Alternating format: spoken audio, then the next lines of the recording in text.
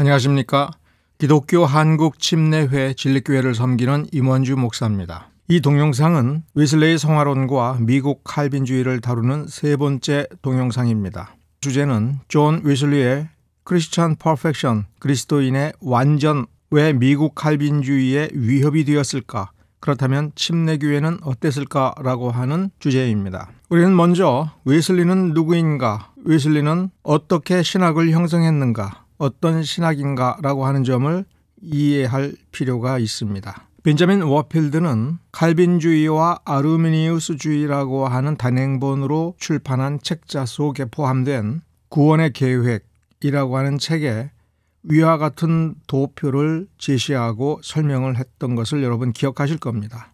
이 도표에서 벤자민 워필드는 맨 왼쪽에 칼빈주의, 그리고 오른쪽에 자연주의와 초자연주의의 경계선에서 펠라기우스주의와 아르미니우스주의를 자연주의로 분류를 하고, 자연주의에서 초자연주의로 넘어오는 경계선에 앵글리칸, 로마 가톨릭, 동방교회 요 세 교파를 사제주의로 분류를 했습니다. 그런데 그 사제주의와 복음주의, 세밀하게는 칼빈주의의 중간쯤에 웨슬레주의를 집어넣었습니다. 벤자민 워필드는 웨슬레주의를 정확히 알았던 것입니다. 정확히 알았기 때문에 루터주의의 오른쪽 사제주의 쪽으로 집어넣었습니다. 루터주의라고 하는 것과 뭔가 비슷해 보이기도 하지만 순수 보편구원론으로 조금 다가가는 위치에 웨슬레주의를 집어넣었습니다. 앞에 동영상에서 살펴본 것처럼 벤자민 와필드는 퍼펙셔니즘이라고 하는 책에서 찰스 피니를 공박을 할 때 먼저 독일 신학자 리츠를, 고전적 자유주의의 완성자라고 하는 리츠를 먼저 분석을 했습니다. 직접적으로는 존 웨슬레를 공박하지를 않았습니다. 우선 찰스 피니가 웨슬레의 완전주의의 그 원리를 가지고 발전시켜서 좀 더 나아갔다, 좀 더 나아갔는데 과도했다라는 식으로 이해할 수가 있습니다. 그런데 웨슬레주의 신학을 나름대로 잘 이해하여 사제주의 쪽으로, 그리고 순수 보편구원론 쪽으로 조금 더 다가간 그러한 경향성을 가지고 있다라고 하는 것을 알면서도, 그리고 분명히 찰스 피니가 존 웨슬레의 완전주의를 연구를 하고 그것을 계승하여 발전시켰다라고 하는 그 특성이 있음에도 불구하고 사실 웨슬레를 직접적으로 공박하지를 않았습니다. 그런 점에서 벤자민 워필드는 대단히 탁월하지 않는가라는 생각을 합니다.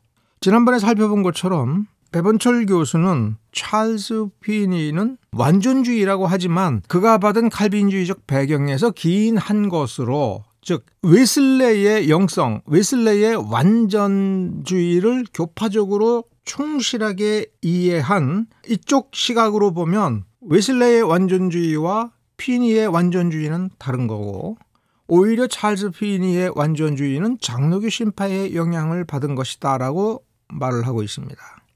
반면에 장로교 총신대학 역사신학 교수인 박용규는 찰스 피니의 완전주의는 서부 뉴욕의 완전주의를 확대시킨 것, 혹은 웨슬레형의 완전주의에 그것을 수정한 것이었다. 서부 뉴욕의 완전주의의 토양으로부터 자라나고, 그러나 웨슬레의 완전주의로부터 형식과 본질을 빌려왔다. 배번철 교수는 찰스 피니는 웨슬레하고는 상당히 대립적이다, 대조적이다, 간단히 말하면 본질적인 영향은 없는 거다라는 얘기고, 박용규 교수는 아니다, 본질적으로 영향이 있다라는 얘기입니다.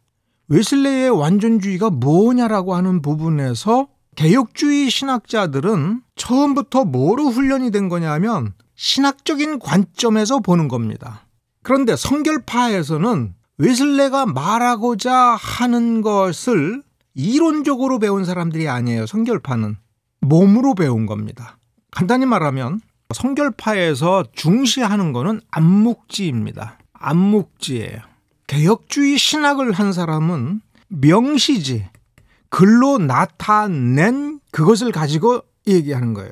서구 신학의 원리는 문장으로 정리가 되어야 되는 거고, 그 문장을 파악하되 그것을 명제로 정리를 하고 체계화된 어떤 논리와 지식의 구조, 이런 것을 가지고 전달하는 겁니다. 성결파는 독특하게 그거는 본질이 아니다라고 보는 거예요. 신학의 본질은 그게 아니다. 웨슬레는 장로교 쪽에서 생각하는 그런 신학은 관심이 없어요. 그런 신학은 하려고도 하지를 않아요. 그렇기 때문에 표현이 모든 것이다라고 하는 식으로 가는 개혁주의, 루터주의 이런 쪽에서는 웨슬레를 잘 파악을 못하는 겁니다. 감신대의 이후정 교수님이 그리스도인의 완전이라는 책을 한글로 번역을 했습니다. 여기 이 블로그에 보면 이 그리스도인의 완전이라는 책의 서문에서 이후정 교수가 웨슬레의 이 내용을 압축하고 정리하고 소개하는 글들을 우리가 살펴볼 수 있습니다. 여기서 몇 가지 중요한 부분이 있습니다. 그리스도인의 완전이라고 하는 그거는 완전 성결 혹은 완전 성화로 이해해도 무방하다. 구원받은 자의 삶의 윤리, 구원받은 이후의 삶, 요 표현들, 이런 표현 자체가 웨슬레에게는 어울리지 않는다. 이것이 암시하는 바는 칼빈주의자들이 말하는 것과 같은 이신칭의와 성화라고 하는 개념 방식으로 접근하지 않는다는 뜻입니다. 구원이 곧 삶이고 성화가 곧 구원이에요. 칭의는 성화이고 실질적으로 성화 자체가 구원의 삶이다. 분리할 수 없다. 구원과 칭의와 성화, 삶 이런 것들은 하나의 개념이다. 이렇게 접근을 하는 겁니다. 그리스도인의 완전 혹은 성결 혹은 성화는 성경 전체의 총괄적 기조이며 그게 바로 감리교회다. 웨슬레의 정신과 감리교회의 정신은 성경 전체가 가르치는 것을 어떻게 삶으로 드러낼까? 여기에 집중하는 겁니다. 자, 웨슬레가 한 말들을 간단히 살펴볼 필요가 있습니다. 1738년에 Salvation by Faith이라고 하는 설교, 이것이 믿음으로 말미암는 구원이라고 번역이 되어 있는데 이 블로그에 웨슬레 표준 설교 1이라고 하는 이 설교문입니다. 이분이 정리를 하신 것 같은데요. 죄인이 하나님의 은혜를 발견한다면 우리가 아직 죄인 되었을 때에 그리스도께서 우리에게 대한 자기의 사랑을 확증하심으로 된 것입니다. 여러분은 은혜 가운데서 믿음을 통하여 구원받았습니다. 은혜는 구원의 원천이요 믿음은 구원의 조건입니다. 이 대목을 읽으면 어떻게 느낍니까? 아무런 문제가 없는데? 우리와 똑같은데 라고 느낀다면 웨슬레가 말하는 웨슬레의 영성에 가까운 분입니다. 성경에 있는 말을 거의 그대로 설명을 했고 아무 문제 없이 인정해 줄 수 있는 그러한 표현이다. 그런데 뭔가 이상하다. 이렇게 만일 느낀다면 그만큼 개혁주의 쪽으로 살짝 와 있는 겁니다. 바로 이 부분입니다. 웨슬레는 언어를 느슨하게 사용합니다. 어법이 느슨한 거예요. 개혁주의는 그 어법을 갈고 닦아서 마치 전쟁터에서 쓰는 칼과 창, 화살과 같이 치밀하게 다듬어서 논리화하고 체계화하는 거예요. 그러면 이 작업을 하면 할수록 말을 정확하게 쓰려고 하는 기질이 생깁니다. 수단이냐 조건이냐. 이것은 구원론에 있어서 굉장히 중요한 논쟁점을 형성했기 때문에 그렇습니다. 조건 예정이냐 무조건 예정이냐. 그렇죠. 조건이라는 말. 사람이 믿기로 하는 그 믿음이 그 사람 안에 조건으로 갖춰져 있지 않으면 하나님도 그 사람 구원 못한다. 심각하게 이렇게 갈 수도 있는 것이 신학적인 논리 구조예요. 그래서 조건이라는 말을 함부로 쓰면 안 되는 건데 여기는 느슨하게 썼습니다. 이 차이를 이해를 하시고 웨슬레와 웨슬레의 영성이라고 하는 기질을 가진 분들의 어법을 소화할 필요가 있어요. 그 다음 항목에 4번 항목에 보면 구원에 이르게 하는 믿음은 어떤 것입니까? 라고 질문으로 들어가죠. 그러면 개혁주의 신학을 공부한 사람들은 세이빙 페이스를 당장 얘기합니다. 이 문장을 보면서 세이빙 페이스를 하는 사람은 이미 어느 정도 머리가 논리 구조로 작동한다는 거예요. 그런데 웨슬레는 아주 결정적으로 중요한 말을 했습니다. 신앙은 어떤 사변적인 것도 아니고 합리적인 것도 아니다. 마음으로 믿는 신앙이다. 웨슬레가 추구하는 것은 사변적이고 합리적으로 논리적으로 따지고 들어가는 건 그 자체를 놓고 보면 그거는 생명이 아니고 그거는 생명을 낳아주지도 않는 거예요. 근데 이게 말이 틀린 게 아니라 맞는 말이거든요. 철학적 사변을 통해서 구원을 얻어요? 믿음이 생겨요? 아니거든요. 그래서 개혁주의를 할 때에도 신학은 믿음 있는 사람이 자기의 믿음이 무엇인가를 알아가는 과정이라는 식으로 설명을 하기 시작을 해요. 그리고 신학을 하면서 결코 잊지 말아야 될 것은 개인의 경건의 삶이다라고 하는 거예요. 그렇지만 웨슬레가 얘기하는 건 경건의 삶이 믿음이고 그것이 신학의 전부여야 된다고 하는 겁니다. 안 그러면 어떻게 돼요? 위선자가 되는 거예요. 관념의 연속이 뭘 보장해 줄 수 있느냐? 마음으로 믿어서 의에 이르는 거지 그 믿음이 무엇인지를 안다고 해서 구원받는 자냐? 그 삶이 나아지냐? 그거는 아니다. 18세기라고 하는 영국의 현실에서 그때 당시에 존재하는 여러 기독교 교파들을 살펴보고 이건 다 틀려먹었다 하는 얘기예요. 자, 여기서 그리스도인의 신앙이란 무엇냐라고 웨슬레가 설명하는 부분을 봅시다. 그리스도인의 믿음, 즉 개혁파가 얘기하는 참된 믿음이라고 하는 것은 그리스도의 복음 전체에 대한 동의고 전적으로 의뢰하는 것이고 의존하는 것이에요. 우리의 구원이신 그에게 가까이 하여 결국 접붙여지는 것이다. 표현 자체를 놓고 보면 성경에서 가르치는 그 내용 맞잖아 라고 말을 할 수가 있어요. 그러니까 전체적으로 느껴지는 건 뭐냐면 웨슬레는 말을 좀 애매하게 하는 것 아닌가라고 생각한다면 그것은 정통주의 신학을 조금 하신 분들이에요. 전체적으로 살펴보면 기독교 신앙이라고 하는 것은 동의일 뿐만 아니라 의존하는 거예요.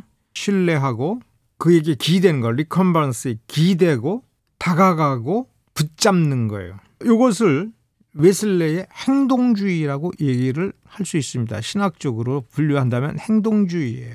신자가 움직여 가는 거예요. 실천의 주도권, 중심, 주체가 그리스도인이에요. 그렇게 행동하는 사람이 그리스도인인 거예요. 그렇게 생각하는 사람이 아니에요. 이런 행동을 하기 위한 순간적인 전제 조건으로서의 동의가 있는 거지. 동의가 행동으로 옮겨지지 않으면 이 동의는 가짜인 거예요. 진심으로 동의했으면 바로 행동을 해야 되는 거예요. 왜 행동을 해야 돼요? 하나님이 명령하셨잖아요. 돌보라, 사랑하라, 나눠주라. 동의를 했지만 안 하면 그 동의는 가짜인 거예요. 이 믿음을 통해서 오는 구원은 어떤 것인가? 현재적 구원, 이 현재적 구원에서 믿음으로 말미암아 구원을 얻었다. 여기서 이 믿음은 행동이다라고 하는 것, 실천이다라고 하는 것을 염두에 두면 실천하는 자는 구원을 얻은 거예요. 실천하지 않는 자는 생각만 하고 있는 거고 구원 아직 없는 겁니다. 단적으로 말하면 그렇습니다. 성경에서 가르치는 그 삶의 방식을 살기 시작한 사람은 이미 구원이 완성됐다. 원죄, 자범죄, 과거의 죄나 현재의 죄를 막론하고 육과 영의 모든 죄에서 구원받을 거다. 그리고 이 부분에 보면 5번에 보면 그러한 죄악에서 구원을 받는 동시에 죄의 세력에서부터도 구원을 받는 거다. 개혁주의 신학을 하는 사람들이 볼 때 이 부분은 이해가 안 되는 거예요. 죄가 구체적인 힘과 권세를 가지고 있는가? 권세가 있다면 그것은 실체라는 생각을 할 수밖에 없죠. 대개의 경우. 그러면 이건 이분법으로 가는 것 아닌가? 영지주의적 속성이 있지 않는가? 이런 생각을 하게 되는 게 신학을 사변적으로 한 사람들이에요. 내 안에 있는 죄성을 어떻게 해야 될 것이냐의 문제에서 개혁주의 신학자들은 성령께서 주도적으로 우리를 이끌어서 해결시켜 줄 거다. 이렇게 보는 거예요. 그런데 이 땅을 살아가는 우리는 성화가 완성되지 않고 성화의 도중에 있기 때문에 죄성이 남아있다. 죄성이 남아있어서 우리는 불완전하게 죄를 지을 수밖에 없다. 우리는 실패할 수밖에 없다라는 사고방식으로 가는 거예요. 이 자체는 건전해요. 그런데 이거를 잘못 소화하게 되면 그래, 인간은 어차피 불완전해. 완성이 될 수가 없어. 우리는 죄성이 안에 있어. 그러니까 우린 죄 짓는 거 당연한 거야. 그러니까 나 이거 할 거야. 어차피 우린 죄인이니까. 그리고 나중에 회개하면 되고 우리 하나님은 사랑이시니까 용서해 줄 거야. 그리고 나는 참된 믿음 가지고 있어. 난 천국 갈 거야. 이런 사고방식이 만연했던 거예요. 그래서 웨슬레가 제일 싫어하는 게 예정론의 논리구조에 무슨 하자가 있어서가 아니라 그 예정론을 주장하는 사람들의 행동거지를 보니까 썩었다 이거예요. 웨슬레가 행동주의로 간 건 뭐냐면 예수 믿었으면 하나님의 권세와 능력을 인정하고 그 하나님의 영광을 위해서 산다면 그러면 너 자신이 너의 그 죄성과 싸워서 이겨라. 너의 이기심을 버려라. 성경에서 요구하는 대로 이타적으로 살아라. 가난한 자들을 돌보라. 저 죽어가는 사람들, 버림받은 사람들을 형제로 끌어안고 가난해질 각오를 하고 저들을 구원하라. 저들을 위해서 자기 자신을 버리지 않으면서 무슨 그리스도의 제자냐 이 얘기를 하는 겁니다. 그러려면 내 안에 있는 욕망과 싸워야 되잖아요. 지금 그 얘기를 하는 겁니다. 근데 그것을 이런 표현으로 했어요. 아주 실감나게. 그러니까 여기서 웨슬레가 이 설교집을 누구를 위해서 쓰느냐, 신학하고자 하는, 논리를 배우고자 하는, 사상을 배우고자 하는 사람들은 내쫓아버립니다. 그런 사람은 필요 없어.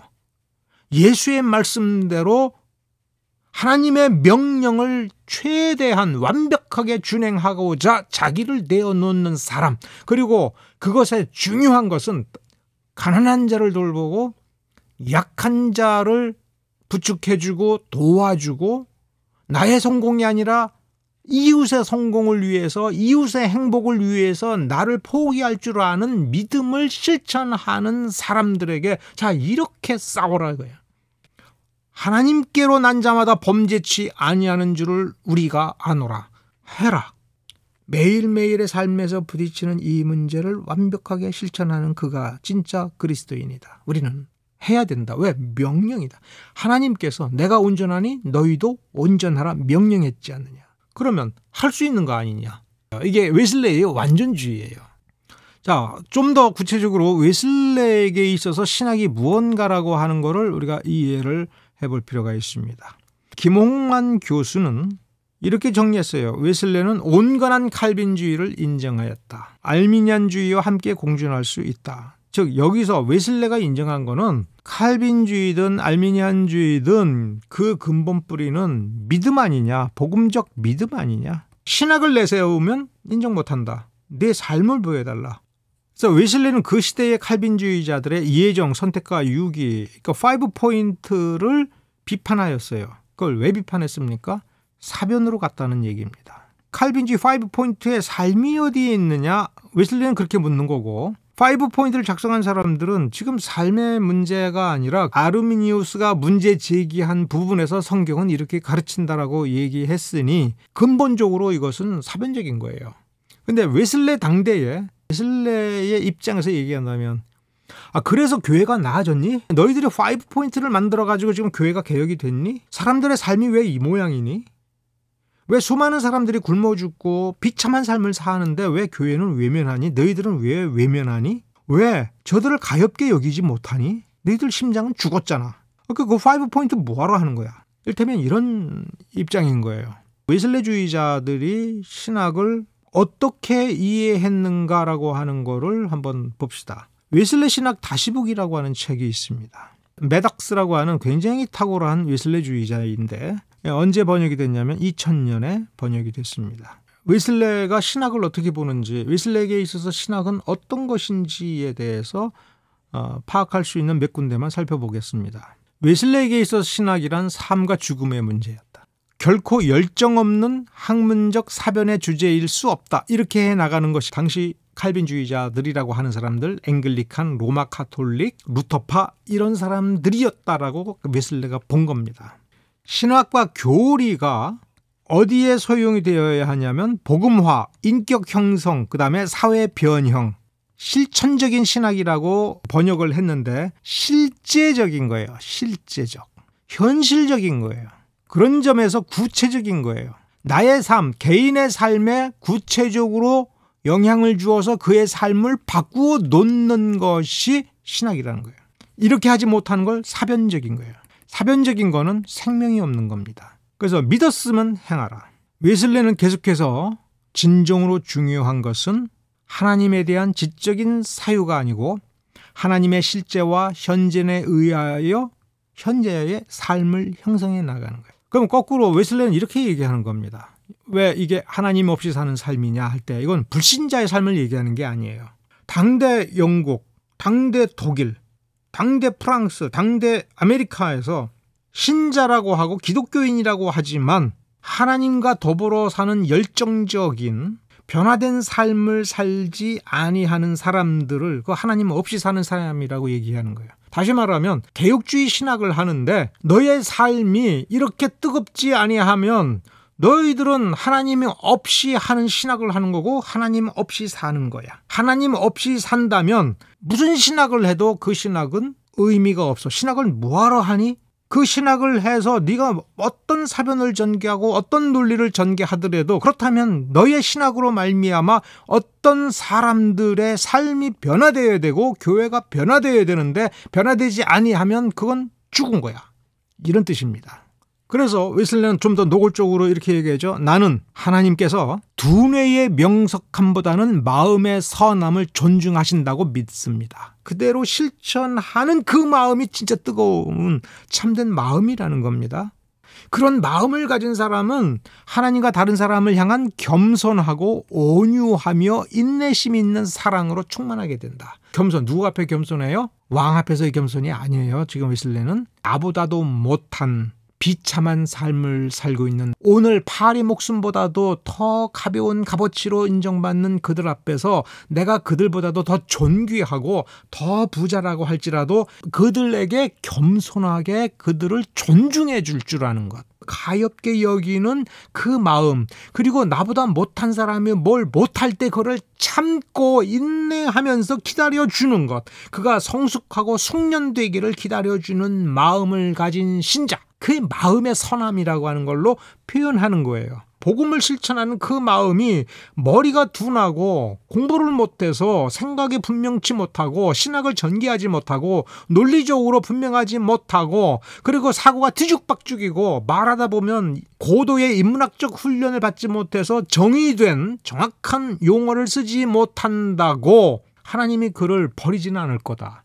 성경을 봐라. 무식하다고 하나님이 버리셨냐? 변변하게 말 주변머리가 없다고 하나님이 버리시느냐? 하나님은 오히려 그렇게 무지하고 무식하지만 예수 그리스도의 그 가르침을 실천하려고 온전히 자기를 뜨겁게 불사르는 사람을 하나님은 사랑하실 거다. 웨슬레는 지금 그 말을 하는 거예요. 거룩함 없이는 아무도 하나님을 볼 수 없다. 이 거룩함은 하나님께 다가가는 건데 머리에 사변으로 다가가는 거 그건 소용없다. 나는 거기에다가 감히 명석한 생각들, 즉 사변적 신학, 논리성 덧붙여서 그래 신학이 있어야 되는 거야. 이런 식으로 나는 말하고 싶지 않다. 예, 웨슬레의 생각입니다. 웨슬레 신학 가시보기 28쪽에서 규범적 사유로서의 교리와 삶의 실제로서의 교리 사이에 건전하면서도 창조적인 긴장관계를 유지했다. 웨슬레의 진정한 목적은 마음과 삶의 거룩함, 그것은 곧 하나님 사랑과 이웃 사랑으로 정의된 거야. 그러니까 여기서 사랑은 뜨거운 심장으로 뜨겁게 실천하는 거야. 너희 안에 이 마음을 품으라 곧 그리스도 예수의 마음이니. 성경을 열심히 읽어본 분들은 전체적으로 이 웨슬레의 사상은 성경에서 가르치는 그 내용을 쉽게 정리를 했다. 이렇게 볼 수 있죠. 개혁주의자들도 웨슬레를 개혁주의적인 마인드를 가지고 있네. 근데 신학 공부는 안 했네. 이 정도로 생각할 수가 있는 거예요. 제2장 웨슬레와 신학 방법이라고 하는 토마스 랭포드가 쓴 글을 읽어보면 신학은 진정한 삶과 참된 말씀 선포 안에서 실현되는 거다. 신학은 머리에서 완성되는 게 아니다. 삶에서 완성되는 거다. 개인의 삶과 사회관계들을 변화시키는 목적을 위해 존재하는 거다. 그래서 웨슬레는 경험적 종교, 참된 살아있는 믿음을 이야기를 했죠. 감리교인의 품격이라고 하는 책에서 교리와 삶은 불가분의 것으로 여겨진다. 서로를 필요로 한다. 그런데 그 교리라고 하는 것에서 이종론과 같이 고도의 사변성이 요구되는 건 빼버려라. 그런 거 없어도 된다. 이렇게 생각을 하고 있는 겁니다. 신학이란 변형시키는 체험, 그거를 공식화한 거다. 그래서 사변성을 제거하는 겁니다.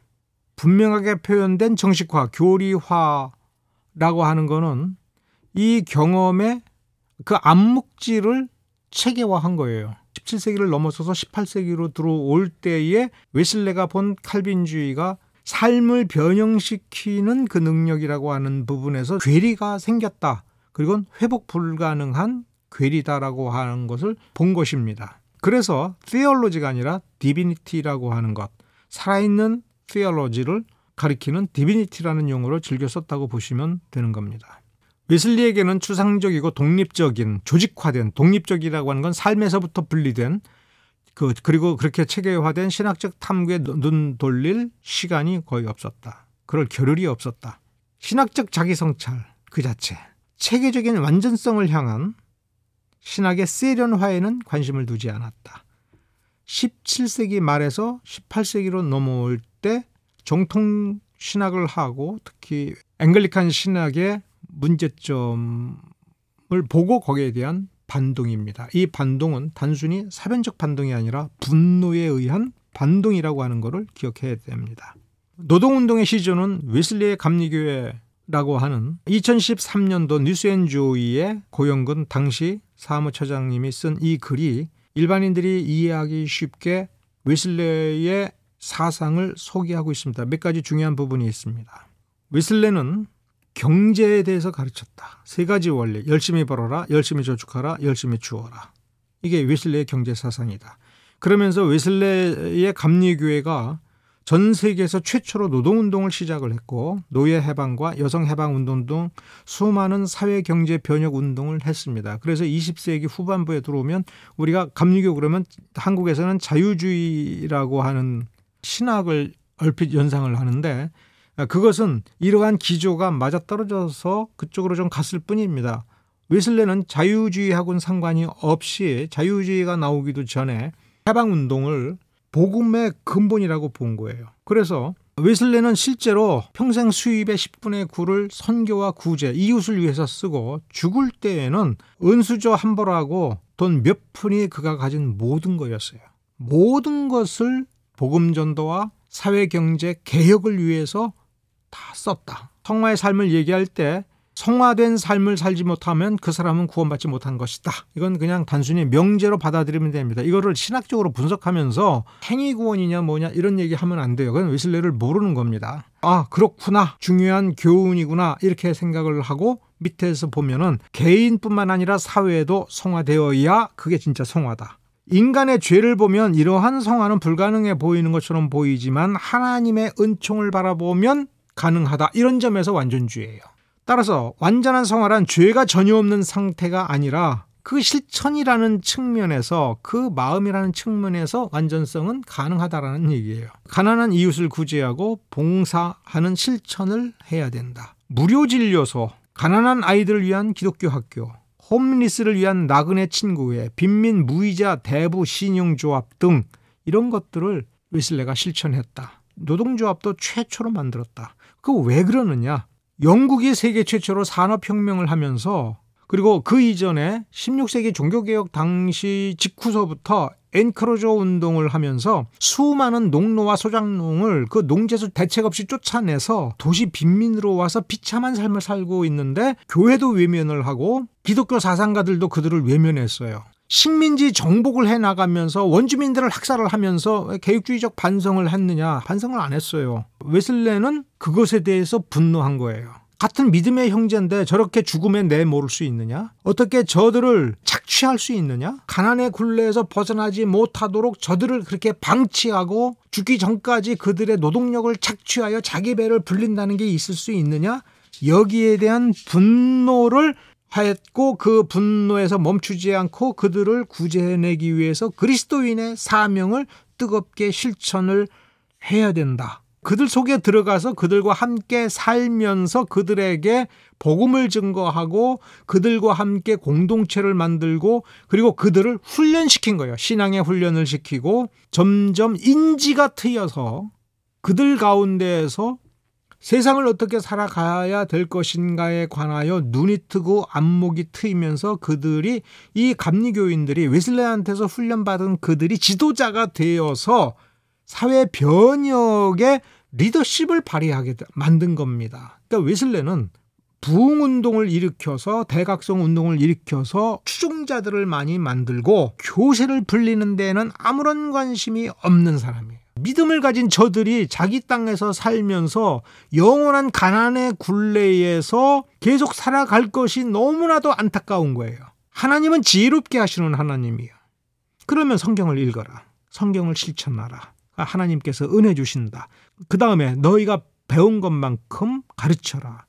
얻은 것만큼 나누어 줘라. 그래 그들을 유익하게 하라. 이 자체가 리더십 트레이닝이에요. 그래서 웨슬레와 함께 신앙을 한다는 것, 웨슬레의 가르침을 따라서 감리교인이 되고 웨슬레의 가르침을 따라서 조직화가 된다고 하는 것은 장기적으로 보면 리더십 트레이닝을 받는 겁니다. 그래서 미국이라고 하는 곳에서 대각성 운동을 하고 다른 교파로 가는 게 아니라 이 웨슬레의 리더십 속으로 들어가면 그들은 자기 개발이라고 하는 것이 저절로 이루어지는 겁니다. 그러면서 다른 사람들과 더불어 어떤 사회를 만들 것인가에 대해서 탁월한 안목을 갖게 되는 겁니다. 웨슬레는 이거를 본 거예요. 그래서 이 땅에서 이루어지는 하나님의 나라. 요 대목에 김홍기 교수가 존 웨슬레이의 경제윤리라는 책에 나온 것을 소개하는데 거기에 보면 자유방임 시장경제, 산업자본이 독점화하여 가난하게 만드는 것, 무한경쟁을 해서 약자들을 더욱 약하게 만드는 것에 대해서 분노하고 거절했던 거예요. 그래서 돈과 식량을 재분배하는 거예요. 가난한 자들을 그래 내가 잘못했으니까 가난해지는 거고 내가 노력해서 부자가 되면 되는 거야 라고 말을 해주는 것이 적절한 시대가 이미 아닌 거예요.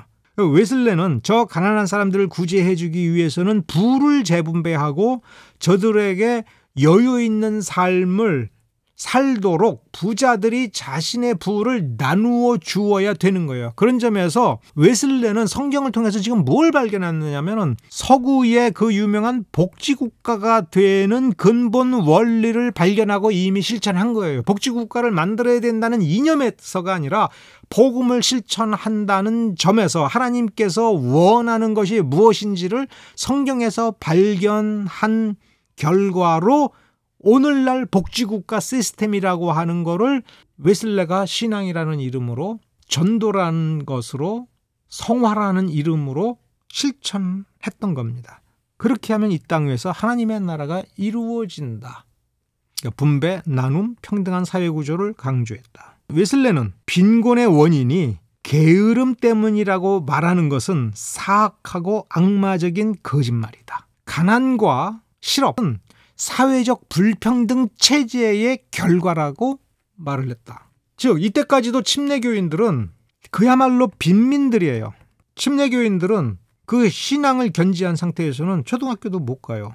장로교인들하고는 틀려요. 장로교인들은 잉글랜드에 의해서 나라를 빼앗긴 거 아닙니까? 그래서 영국 정부가 스코틀랜드에 앵글리칸을 강요하니까 그것에 대해서 반발하면서 박해를 받는 거죠. 침례교인들은 잉글랜드 사람인데 세금을 내는데 그 나라에 의하여 사실상의 국민권을 박탈당하고 차별을 당하는 거예요. 재산 뺏기고 벌금 내고 자녀들을 학교에 못 보내고 대를 이어서 그 신앙을 유지하기가 얼마나 힘이 듭니까? 이러는 가운데서 스스로 교회를 이루고 스스로 신학 공부를 해나가면서 웨슬레하고도 신학 논쟁을 했던 겁니다. 18세기에 들어와서 17세기에 고도로 발달된 사변적 칼빈주의라고 할 수 있는 정통 칼빈주의를 완벽하게 소화한 그 요소와 웨슬레의 이 영성을 이해하고 소화하고 있는 이 요소, 이 두 개의 요소가 처음에